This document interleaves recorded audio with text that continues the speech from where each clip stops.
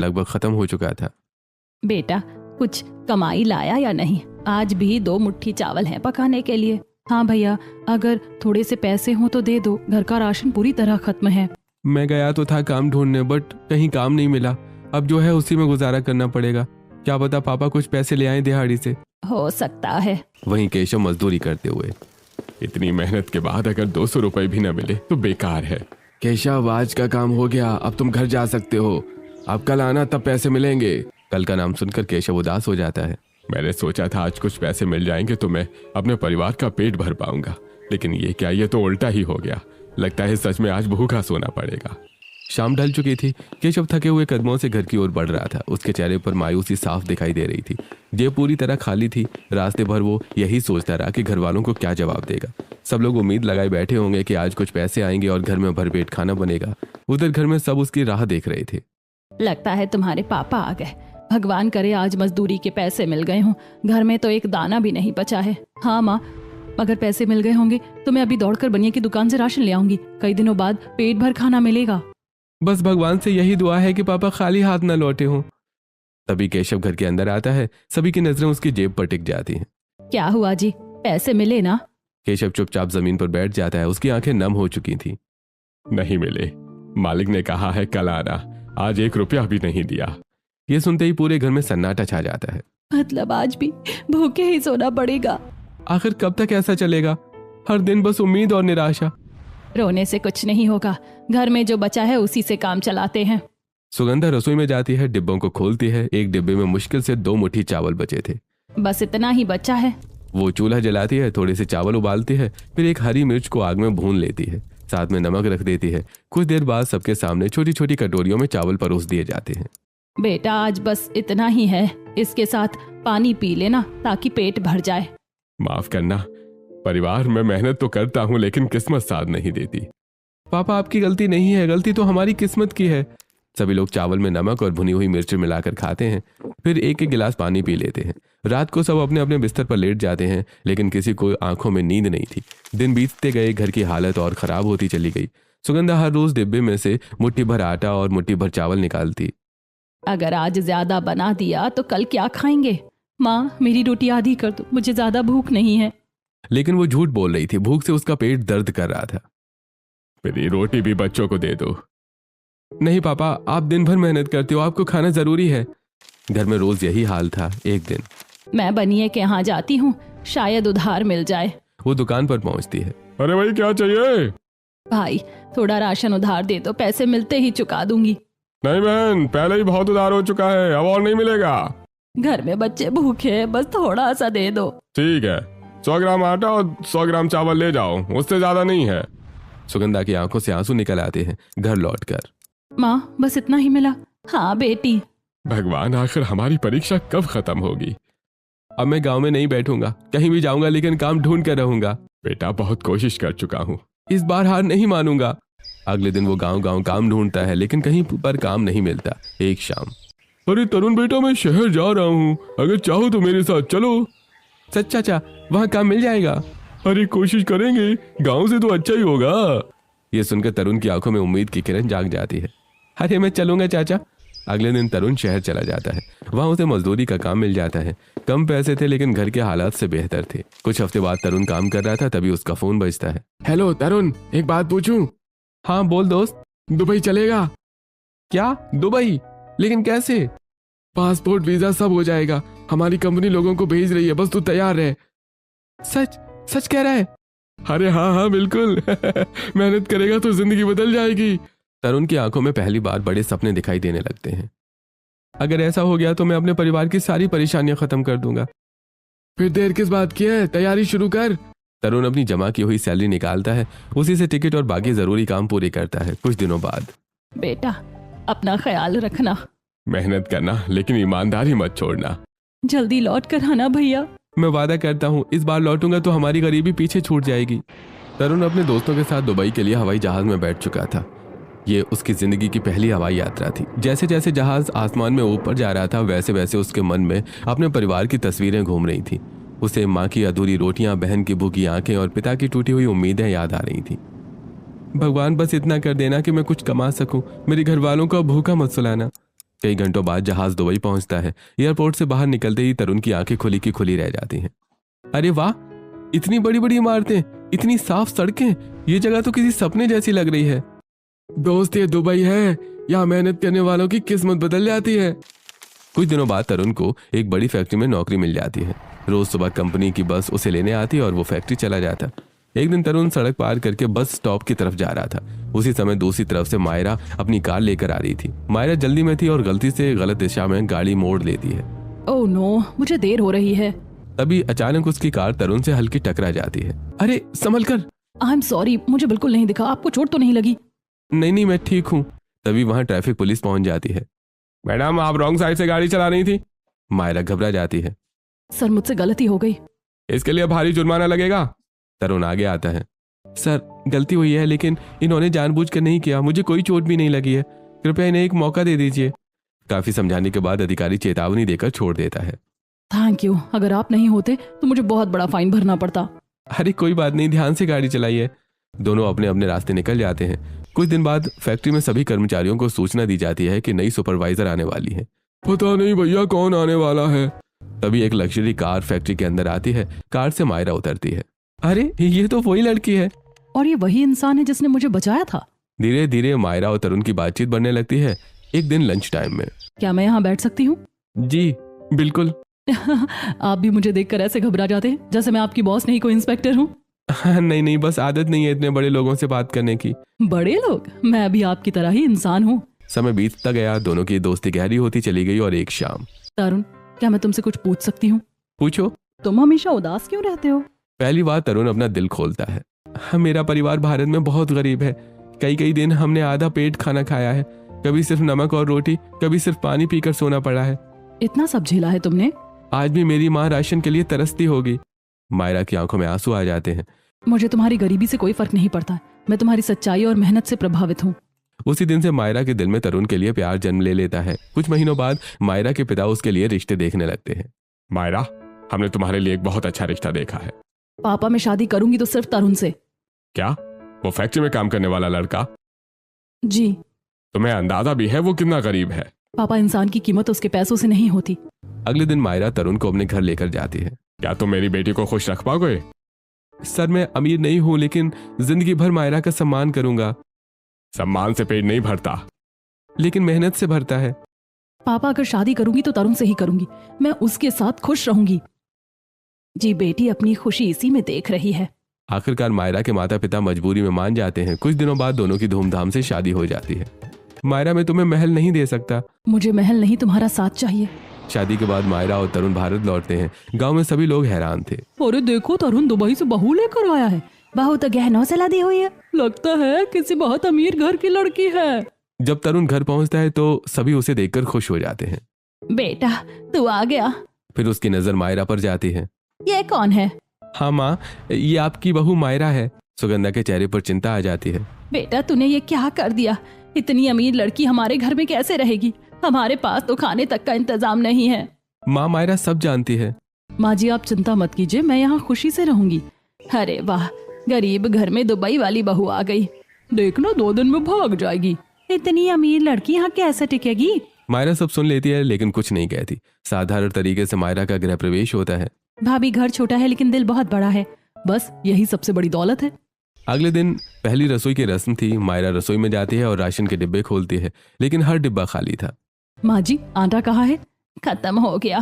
चावल? वो भी नहीं है। मायरा की आंखें भर आती हैं। आखिर घर में सिर्फ चीनी बची थी। मायरा पानी में चीनी घोलकर शरबत बनाती है, फिर वो सबको गिलास पकड़ाती है। माँ जी, आज मेरी पहली रसोई है। मैं बस यही बना पाई हूँ। पूरे घर में सन्नाटा छा जाता है। भाभी, पहली बार कोई हमारी हालत देखकर रोया है। बेटी, हमें माफ करना। मायरा गिलास हाथ में लेकर खड़ी थी। उसकी आंखों में से लगातार आंसू बह रहे थे। माँ जी, पापा जी, आज मैं एक वादा करती हूँ, अब इस घर में कोई भूखा नहीं सोएगा। मायरा के शब्द सुनकर सभी हैरान होकर उसकी ओर देखने लगते हैं। मायरा के वादा करने के बाद भी घर की हालत में कोई बदलाव नहीं आया था। गरीबी अभी भी उसी तरह घर के हर कोने में फैली हुई थी। अगले दिन सुबह तरुण जल्दी उठ गया। घर में खाने के लिए कुछ भी नहीं बचा था।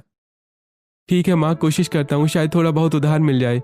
बेटा, अगर हो सके तो बनिए के यहाँ से थोड़ा सा राशन ले आ। आज घर में एक दाना भी नहीं बचा है।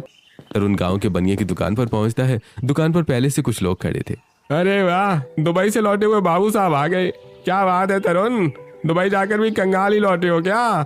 दुकान पर खड़े लोग हंसने लगते हैं। हमने तो सोचा था दुबई से लाखों रुपए लेकर आएगा, और देखो आज भी उधार मांगने आया है। चाचा मजाक मत उड़ाइए, हालात खराब हैं, लेकिन हमेशा ऐसे नहीं रहेंगे। अरे पहले पुराना हिसाब चुका दो, फिर नई बात करना। बस पाव किलो आटा, पाव किलो दाल और पाव किलो चावल दे दीजिए, घर में खाने को कुछ नहीं है। ठीक है, इस बार दे रहा हूँ, लेकिन अगली बार बिना पैसे के मत आना। तरुण राशन लेकर घर लौट जाता है। घर पहुंचते ही सुगंधा और श्वेता राशन देकर खुश हो जाती हैं। माँ देखो, आज दाल भी बनेगी, भगवान का लाख लाख शुक्र है। माँ जी आज खाना मैं बना देती हूँ।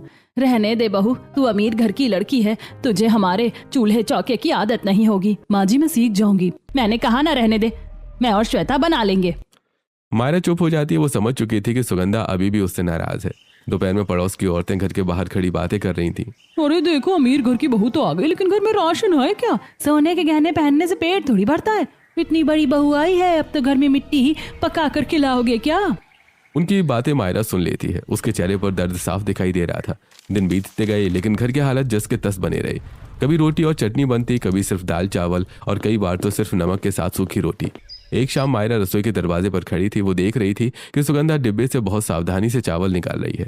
सुगंधा पहले एक मुट्ठी चावल निकालती है, फिर आधी मुट्ठी वापस डिब्बे में डाल देती है। मायरा ये देखकर हैरान रह जाती है। माँ जी आप ऐसा क्यों कर रही हैं?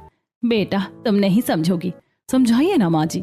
हम गरीब लोग हैं बेटी, अगर आज ज्यादा चावल बना दूं तो कल भूखे रहना पड़ेगा, इसीलिए हर दिन मुट्ठी मुट्ठी गिन कर निकालती हूँ। मायरा चुप हो जाती है। तुम अमीर घर में पली बड़ी हो, शायद तुम्हें कभी ये सोचना नहीं पड़ा होगा कि आज ज्यादा खा लिया तो कल क्या खाएंगे। ये सुनकर मायरा की आंखें भर आती हैं। नहीं माँ जी, अब मैं सब समझ रही हूँ। उस रात मायरा सो नहीं पाती। उसे घर की हर परेशानी दिखाई दे रही थी। पापा जी को काम नहीं मिल रहा था, श्वेता की पढ़ाई अधूरी पड़ी थी, तरुण की दुबई वाली नौकरी भी छूट चुकी थी, घर में हर दिन राशन का संकट था। पहली बार उसे एहसास हुआ कि गरीबी कितनी दर्दनाक होती है। अगर मैं इस घर की बहू हूँ तो इस घर की जिम्मेदारी भी मेरी है। अगले दिन रात के खाने में सिर्फ 4 रोटियां बनी थी। एक पापा जी की, एक तरुण की, आधी श्वेता की, आधी मेरी। और मेरी? बेटा आटा खत्म हो गया। कोई बात नहीं माँ जी, मुझे भूख नहीं है। लेकिन सच ये था कि मायरा को भी बहुत भूख लगी थी। मायरा अपने कमरे में जाती है। उसके पास शादी से पहले के कुछ पैसे बचे हुए थे। उसने वो पैसे संभाल कर रखे थे। अगर ये पैसे घर के काम नहीं आएंगे तो उनका क्या फायदा? वो पैसे निकालकर तरुण के हाथ में रख देती है। ये क्या है? जो थोड़े बहुत पैसे मेरे पास बचे थे। नहीं मायरा, ये तुम्हारे पैसे हैं। अब मेरा और तुम्हारा कुछ अलग नहीं है, ये हमारे घर के पैसे हैं। अगले दिन तरुण उन्हीं पैसों को लेकर बनिए की दुकान पहुंचता है। अरे क्या बात है, आज पैसे लेकर आए हो? हाँ चाचा, राशन चाहिए। पहले पुराना हिसाब देख लेते हैं। वो पुराना उधार जोड़ने लगता है। कुछ देर के बाद पूरे पैसे तो पुराने कर्ज में ही खत्म हो गए।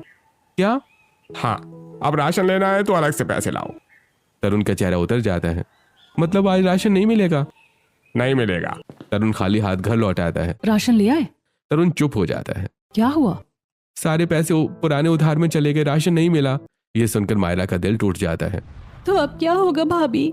लगता है हमारी किस्मत में यही लिखा है। भगवान जाने कब ये दिन बदलेंगे। उस रात सभी लोग आधे पेट सो गए, लेकिन मायरा जागती रही। वो छत की ओर देख रही थी। उसे अपने मायके की सारी सुख सुविधाएं याद आ रही थी, और दूसरी तरफ अपने ससुराल की भूख और गरीबी। नहीं, अब बहुत हो गया। मैं इस घर की बहू हूँ, मैं अपनी आंखों के सामने इस परिवार को भूखा नहीं रहने दूंगी। चाहे मुझे कुछ भी करना पड़े, चाहे कितनी भी मेहनत करनी पड़े, मैं इस घर की हालत बदल कर रहूंगी। एक दिन ऐसा आएगा जब इस घर के डिब्बे खाली नहीं होंगे, माँ जी को मुट्ठी गिनकर चावल नहीं निकालने पड़ेंगे, श्वेता की पढ़ाई पूरी होगी और पापा जी को मजदूरी के लिए दर दर नहीं भटकना पड़ेगा। मायरा की आंखों में अब आंसू नहीं थे, वहां एक नया हौसला था। उसे नहीं पता था कि अगले ही कुछ दिनों में उसकी जिंदगी और इस परिवार की किस्मत बदलने वाली थी, और यहीं से शुरू होने वाला था मायरा का वो सफर जो इस गरीब घर को भूख से निकालकर खुशहाली तक पहुंचाने वाला था। सुबह सूरज निकलने से पहले ही वो उठ गई। घर के बाकी लोग अभी भी सो रहे थे। अब सिर्फ सोचने से कुछ नहीं होगा, मुझे कुछ करना पड़ेगा। मायरा अपने बैग से अपना दुबई वाला डेबिट कार्ड निकालती है। शादी और भारत आने की भागदौड़ में उसे याद ही नहीं रहा था कि उसके अकाउंट में अभी भी कुछ पैसे पड़े हुए हैं। भगवान का शुक्र है कि ये कार्ड मेरे पास है, कम से कम कुछ दिन तो घर वालों को राहत मिल जाएगी। मायरा गांव से शहर वाले बैंक में पहुंचती है। जी मैडम, आपकी क्या मदद कर सकते हैं? मुझे अपने अकाउंट से कुछ पैसे निकालने हैं। थोड़ी देर बाद मायरा पैसे लेकर बैंक से बाहर निकलती है। अब सबसे पहले घर के लिए राशन खरीदना है। मायरा सीधे एक सुपरमार्केट में पहुंचती है। वो आटा, चावल, दाल, तेल, मसाले, चीनी, चाय पत्ती, बिस्किट और कई जरूरी सामान खरीदती है। मैडम, लगता है पूरा घर भरने का इरादा है। नहीं, एक भूखे परिवार को राहत देने का इरादा है। दोपहर तक मायरा राशन लेकर घर पहुंच जाती है। घर में सब लोग भूखे बैठे थे। माँ मुझे तो चक्कर आने लगे हैं। क्या करूँ बेटी, घर में कुछ नहीं है। तभी बाहर गाड़ी रुकती है। अरे ये कौन आया? सब बाहर निकलते हैं। सामने मायरा खड़ी थी और उसके साथ राशन के कई थैले थे। भाभी ये सब क्या है? आज से कोई भूखा नहीं रहेगा। माँ जी आज खाना मैं बनाऊंगी। रहने दे बहू। माँ जी अब मत रोकिए, मुझे भी तो इस घर की बहू होने का फर्ज निभाने दीजिए। इस बार सुगंधा कुछ नहीं कहती। कई घंटों बाद रसोई से खुशबू आने लगती है। वाह कितनी अच्छी खुशबू आ रही है। महीनों बाद ऐसा लग रहा है कि घर में सचमुच खाना बन रहा है। मायरा दाल चावल सब्जी और गरम रोटियां बनाती है। आइए सब लोग खाना खाइए। सभी लोग भरपेट खाना खाते हैं। बेटी आज महीनों बाद पेट भरकर खाना खाया है। सच में बहू आज बहुत अच्छा लगा। ये तो बस शुरुआत है। कुछ दिनों तक घर में शांति बनी रहती है, लेकिन धीरे धीरे राशन कम होने लगता है।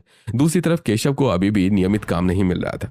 केशव की पढ़ाई भी रुकी हुई थी। तरुण छोटी मोटी दिहाड़ी कर रहा था।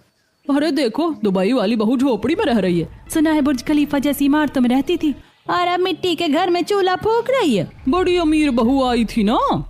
मायरा सब सुनती थी लेकिन जवाब नहीं देती थी। गरीबी और परेशानियों के बीच मायरा अपना जन्मदिन तक भूल चुकी थी। उसी दिन दोपहर में उसका फोन बजता है। हेलो पापा। हैप्पी बर्थडे बेटा। ओह आज मेरा जन्मदिन है। देखो अपनी परेशानियों में अपना जन्मदिन तक भूल गई।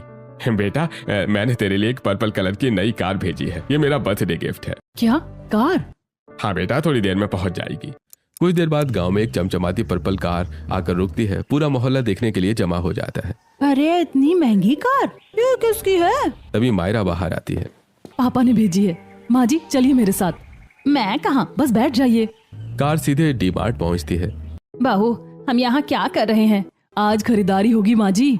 मायरा ट्रॉली पर ट्रॉली भरने लगती है। 50 किलो गेहूं, 50 किलो चावल, दालें, तेल, मसाले, चीनी, चाय पत्ती, सूखे मेवे और घर की जरूरत का हर सामान। बहू इतना सब मत खरीद। माँ जी साल भर का राशन ले रहे हैं। साल भर का? मैडम इतना राशन तो लोग शादी में भी नहीं खरीदते। हमारे घर में खुशियों की शादी ही समझ लीजिए। शाम को एक छोटा पोर्टल सारा सामान लेकर घर पहुंचता है। बोरी पर बोरी उतरने लगती हैं। गेहूं, चावल, दाल, आटा, तेल, मसाले। पूरा गांव देखने के लिए जमा हो जाता है। अरे इतना सारा राशन, लगता है सच में अमीर घर की बहू है। हमने तो मजाक उड़ाया था। क्यों बहनों आज कुछ कहना है क्या? सभी पड़ोसनें चुप हो जाती हैं। आज पहली बार घर में त्योहार जैसा माहौल था। भाभी अब हमें भूखे नहीं सोना पड़ेगा।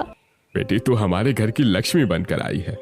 मायरा रसोई में जाती है। आज चूल्हे पर दाल चढ़ती है, सब्जी बनती है, पूड़ियाँ तलती हैं, खीर बनती है, चावल पकते हैं। पूरे घर में खुशबू फैल जाती है। बहू मुझे तो यकीन नहीं हो रहा, दुबई वाली बहू को चूल्हे पर खाना बनाना भी आता है। माँ जी मैं यहाँ आने से पहले थोड़ी ट्रेनिंग लेकर आई थी। सच मुझे पहले से सब पता था कि मेरे ससुराल के हालात आसान नहीं है, इसीलिए मैंने सोचा था कि मुझे सब सीखना चाहिए।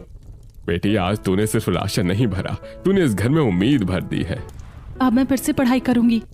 मुझे तुम पर बहुत गर्व है मायरा, लेकिन एक नई समस्या सामने आ गई। इतना सारा राशन रखा कहाँ जाए? अरे ये भी अच्छी परेशानी है। पहले राशन नहीं था, अब रखने की जगह नहीं है। घर के मर्द मिलकर एक खाली कमरे को साफ करते हैं। सारी बोरियां वहां रख दी जाती हैं, लेकिन मायरा की तैयारी अभी खत्म नहीं हुई थी। माँ जी चलिए एक काम और करना है। अब क्या, राशन को सही तरह से रखना है।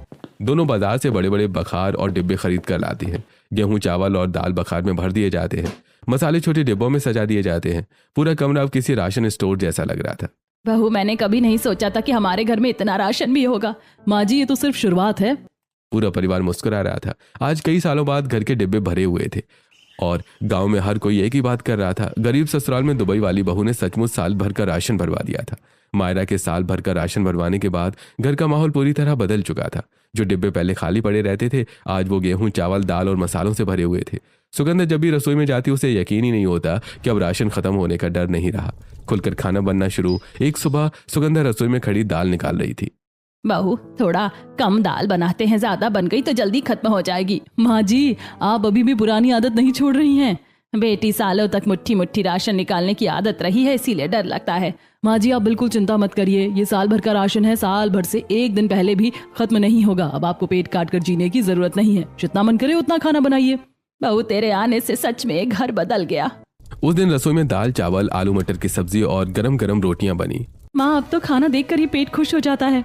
अरे पहले तो 2 निवाले खाते थे, अब 4 बार सोच कर खाना पड़ता है कि कहीं ज्यादा ना खा ले। पापा जी अब जी भर कर खाइए, भूखे रहने के दिन चले गए। धीरे धीरे पूरे परिवार की सेहत सुधरने लगी। श्वेता के चेहरे पर चमक लौट आई। केशव पहले से ज्यादा ताकतवर महसूस करने लगा। सुगंधा के चेहरे पर भी मुस्कान रहने लगी। लेकिन एक परेशानी अभी भी बाकी थी। घर के मर्दों के पास स्थायी काम नहीं था। राशन तो था, लेकिन भविष्य की चिंता अभी भी बनी हुई थी। एक शाम, बेटी राशन तो भर गया है, लेकिन कमाई का कोई ठिकाना नहीं है। मैं रोज काम ढूंढने जाता हूँ, लेकिन ढंग का काम ही नहीं मिल रहा है। कुछ ना कुछ रास्ता जरूर निकलेगा। उस रात मायरा देर तक जागती रही। अगर पापा मदद कर दें तो सबकी जिंदगी बदल सकती है। उसने अपने पिता को फोन लगाने का फैसला किया। जैसे मायरा फोन उठाने वाली थी, घर के बाहर एक बड़ी गाड़ी आकर रुकती है। भाभी, बाहर कोई बड़ी गाड़ी आई है। सभी बाहर निकलते हैं। गाड़ी से मायरा के पिता उतरते हैं। पापा। मायरा दौड़कर अपने पिता के गले लग जाती है। कैसी हो बेटा? मैं ठीक हूँ पापा, लेकिन आप अचानक यहाँ? अरे बेटी से मिलने के लिए क्या निमंत्रण चाहिए? थोड़ी देर बाद मायरा के पिता एक फाइल निकालते हैं। ये क्या है पापा? पहले खोल कर पढ़ो। मायरा फाइल खोलती है। उसके अंदर कंपनी के कागजात थे। ये तो कंपनी के पेपर्स हैं। हाँ बेटी, गांव के पास मेरी एक कंपनी थी। मैंने वो कंपनी तरुण के नाम ट्रांसफर कर दी है। क्या? मेरे नाम? ये सच है? बिल्कुल सच। लेकिन अंकल, मैं इसके लायक नहीं हूँ। बेटा, मैंने इंसान की कीमत उसके पैसों से नहीं, उसके संस्कारों से लगाना सीखा है, और तुम अच्छे इंसान हो। तभी मायरा के पिता एक और लिफाफा निकालते हैं। अब ये क्या है? ये नए घर की चाबी है। सभी एक दूसरे का चेहरा देखने लगते हैं। कौन सा घर? मैंने आप सबके लिए एक बंगला खरीदा है। अब आप लोग वहां आराम से रह सकते हैं। पापा, मुझे यकीन नहीं हो रहा कि आपने इतना सब कर दिया। बेटा, तुम्हारी खुशी से बढ़कर मेरे लिए कुछ भी नहीं है। आसपास खड़ी पड़ोसने ये सब देख रही थी। अरे, ये तो सच में बहुत अमीर निकली। हमने तो सोचा था दिखावा करती है, लेकिन इसका दिल तो सोने जैसा है। गले में सोना पहनने वाली बहुत देखी है, लेकिन दिल में सोना रखने वाली पहली बार देख रही हूँ। कुछ दिनों बाद तरुण कंपनी संभालने लगा। वो रोज सुबह ऑफिस जाता, कर्मचारियों से मिलता, काम सीखता। अरे, अब ये सिर्फ कंपनी नहीं, पूरे परिवार का भविष्य है। धीरे धीरे कंपनी अच्छा मुनाफा कमाने लगी। तरुण हर महीने हिसाब करता। मायरा, इस महीने अच्छा मुनाफा हुआ है। ये तो बहुत अच्छी बात है। और जैसा तय हुआ था, ये रकम तुम्हारे अकाउंट में ट्रांसफर कर दी है। अब मायरा ने श्वेता की पढ़ाई की जिम्मेदारी भी संभाल ली। भाभी, फीस बहुत ज्यादा है। पढ़ाई कभी खर्च नहीं होती, निवेश होती है। आपने मेरे लिए इतना कुछ किया। तुम मेरी ननद नहीं, छोटी बहन हो। एक दिन सुगंधा आंगन में बैठी थी। उसकी आंखें नम थी। माँ जी, क्या हुआ? बहू, मुझे माफ कर दे। किस बात के लिए? मैं तुझसे बहुत नाराज रहती थी। मुझे लगा था कि अमीर घर की लड़की हमारे घर में नहीं निभा पाएगी। माँ जी, पुरानी बातें भूल जाइए। नहीं बहू, मैंने तुझे गलत समझा, लेकिन तेरे जैसी बहू हमें पूरी दुनिया में नहीं मिल सकती। तेरे आने से हमारे घर की किस्मत बदल गई। तूने सिर्फ राशन नहीं भरवाया, तूने हमारे घर में खुशियां भर दी। अगर तू नहीं आती तो शायद हम पूरी जिंदगी भूखे ही रहते। आज मुझे मजदूरी की चिंता नहीं है। मेरी पढ़ाई फिर से शुरू हो गई है। मेरी पत्नी ने वो कर दिखाया जो मैं सालों से नहीं कर पाया। शाम का समय था। रसोई में खीर बन रही थी। चूल्हे पर दाल पक रही थी। आंगन में सभी लोग हंस कर बोल रहे थे। वहीं सुगंधा पड़ोस की औरतों के बीच बैठी हुई थी। बहन, अब तो तुम्हारे दिन बदल गए। हाँ बहन, बदल गए। आखिर राज क्या है? राज कुछ नहीं है। हमारी दुबई वाली बहू ने हमारे घर में साल भर का राशन भरवा दिया, फिर हमारे घर में उम्मीद भर दी, और फिर हमारी पूरी जिंदगी बदल दी। ये सुनकर सभी मुस्कुरा देते हैं। उधर मायरा रसोई से बाहर आती है। पूरा परिवार उसके आसपास खड़ा हो जाता है। आज कोई भूखा नहीं था। किसी की आंखों में आंसू नहीं थे। समय धीरे धीरे बदल चुका था। जो परिवार कभी 2 वक्त की रोटी के लिए तरसता था, आज उसके घर में खुशियां लौट आई थी। तरुण रोज सुबह तैयार होकर अपनी कंपनी के ऑफिस जाता था और पूरे मन लगाकर काम करता था। अरे माँ, अब आपको किसी बात की चिंता करने की जरूरत नहीं है। मैं ऑफिस संभाल लूंगा और मायरा घर संभाल लेगी। बेटा, कभी सोचा नहीं था कि हमारे भी ऐसे दिन आएंगे। कुछ दिनों बाद पूरा परिवार नए बंगले में शिफ्ट हो जाता है। बंगला बड़ा और सुंदर था। सबसे पहले साल भर का राशन वहां के बड़े भंडार घर में रखा गया। भाभी, ये भंडार घर तो किसी दुकान से भी बड़ा लग रहा है, क्योंकि अब यहाँ कभी राशन की कमी नहीं होगी। गेहूं, चावल, दाल, मसाले और बाकी सभी सामान बड़े बड़े बखारों में सजा दिए गए। ये देखकर केशव और सुगंधा की आंखें भर आईं। बेटी, एक समय ऐसा था जब हम मुट्ठी भर चावल गिनकर निकालते थे, और आज पूरा भंडार घर भरा हुआ है। पापा जी, अब वो समय बीत चुका है। कुछ समय बाद मायरा घर के कामों के लिए एक नौकर भी रख लेती है। बहू, नौकर रखने की क्या जरूरत थी? मैं काम कर लिया करूंगी। माँ जी, आपने पूरी जिंदगी संघर्ष किया है, अब आराम करने का समय है। आप बस खुश रहिए, बाकी सब मैं संभाल लूंगी। सच कहूँ बहू, तूने मुझे बेटी से भी बढ़कर प्यार दिया है। अब घर का सारा काम व्यवस्थित होने लगा। तरुण ऑफिस संभालता, मायरा घर और परिवार का ध्यान रखती, श्वेता पढ़ाई पर ध्यान देने लगी और केशव भी आराम से अपना समय बिताने लगे। एक दिन मायरा ने एक खास फैसला लिया। माँ जी, मैं कल पड़ोस की सभी आंटियों को खाने पर बुला रही हूँ। वही लोग जो पहले ताने मारते थे? हाँ माँ जी, बुराई का जवाब हमेशा अच्छाई से देना चाहिए। अगले दिन बंगले में दावत का आयोजन किया गया। दाल, चावल, पूड़ी, पनीर, मिठाई, खीर और कई तरह के पकवान बनाए गए। अरे वाह, इतना बढ़िया इंतजाम, हमने तो कभी सोचा भी नहीं था। सभी ने भरपेट खाना खाया। मायरा बेटी, हमें माफ कर देना, हम तुम्हारा मजाक उड़ाते थे। हमें लगता था कि दुबई वाली बहू सिर्फ दिखावा करती है, लेकिन तुमने तो पूरे घर की किस्मत बदल दी। कोई बात नहीं आंटी, पुरानी बातें भूल जाइए। मैं तो पहले ही कहती हूँ, हमारी बहू लाखों में एक है। सच में, इसने सिर्फ साल भर का राशन नहीं भरवाया, बल्कि पूरे परिवार की जिंदगी सुधार दी। सभी पड़ोसी मायरा की तारीफ करते हुए घर लौट गए। शाम को पूरा परिवार बंगले के आंगन में बैठा था। सभी के चेहरों पर सुकून और खुशी थी। मेरी दुबई वाली बहू ने हमारे घर में साल भर का राशन भरवाया, हमारी गरीबी दूर की और हमें खुशियां दी। ये सुनकर मायरा मुस्कुरा दी। आज उस घर में कोई भूखा नहीं था, कोई परेशान नहीं था। पूरा परिवार एक साथ खुशहाल जिंदगी जी रहा था और हमेशा प्यार से रहने लगा।